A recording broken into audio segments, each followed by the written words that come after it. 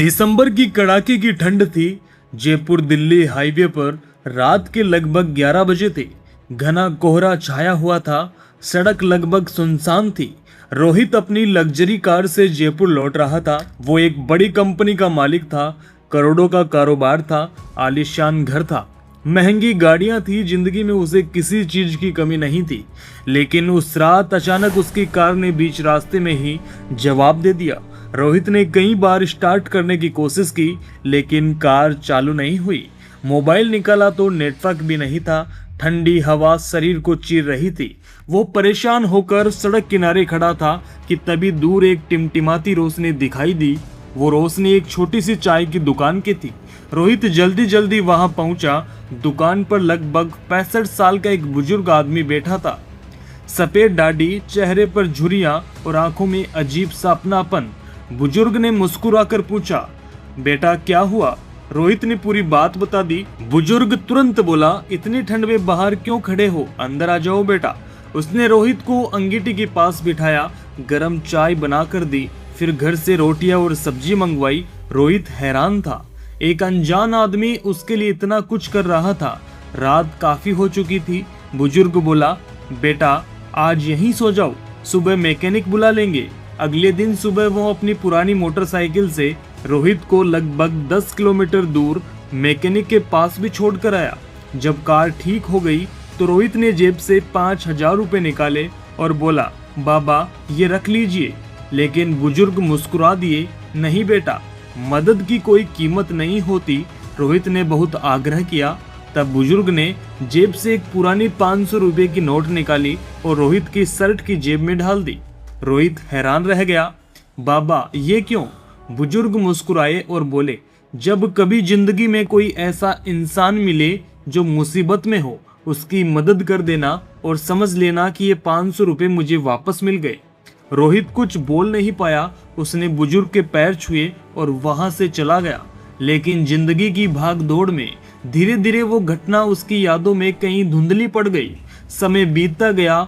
1 साल, 2 साल, 5 साल और फिर पूरे 8 साल गुजर गए। एक दिन रोहित अपनी कंपनी के नए प्रोजेक्ट के लिए गांव का दौरा कर रहा था। रास्ते में अचानक उसकी नजर एक जानी पहचानी जगह पर पड़ी। वही पुरानी चाय की दुकान, लेकिन इस बार दुकान बंद थी। टूटी हुई छत, जंग लगा हुआ बोर्ड और चारों तरफ सन्नाटा। रोहित का दिल अजीब सा हो गया। वह कार से उतरा और पास खड़े लोगों से पूछा, ये दुकान कब से बंद है? एक आदमी बोला, बाबा को गुजरे 3 साल हो गए हैं। यह सुनकर रोहित चुप हो गया। उसे ऐसा लगा जैसे किसी अपने के बारे में सुन लिया हो। उसने पूछा, उनका परिवार? गांव वाले बोले, एक पोती है, माँ बाप उसके बचपन में ही गुजर गए थे।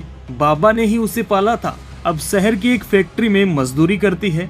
उस रात रोहित को नींद नहीं आई।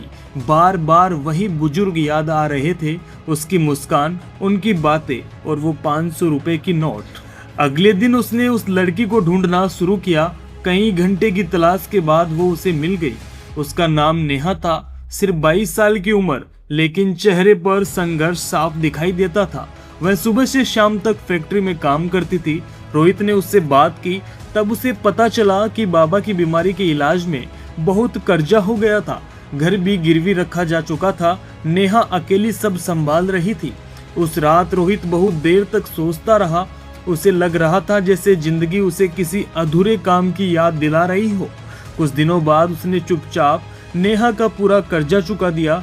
गिरवी रखा घर भी छुड़वा दिया। उसकी आगे की पढ़ाई का खर्च भी अपने जिम्मे ले लिया और अपनी कंपनी में नौकरी का ऑफर भी दे दिया। जब नेहा को ये सब पता चला तो उसकी आंखों से आंसू बह निकले।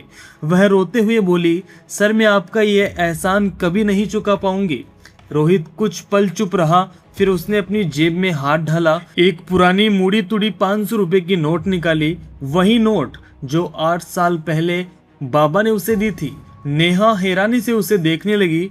रोहित की आंखें नम हो गई और वह बोला, तुम्हारे बाबा ने एक बार मेरी मदद की थी। मैंने उन्हें पैसे देने चाहे थे, लेकिन उन्होंने नहीं लिए। उन्होंने यह 500 रुपए मुझे देते हुए कहा था। रोहित की आवाज भर्रा गई। बेटा, जब कभी किसी जरूरतमंद की मदद कर सको तो समझ लेना ये 500 रुपए मुझे वापस मिल गए। नेहा फूट फूट कर रोने लगी। रोहित ने वह नोट उसके हाथ में रख दी और बोला, आज मैं तुम्हारे बाबा का कर्ज चुकाने नहीं आया हूँ।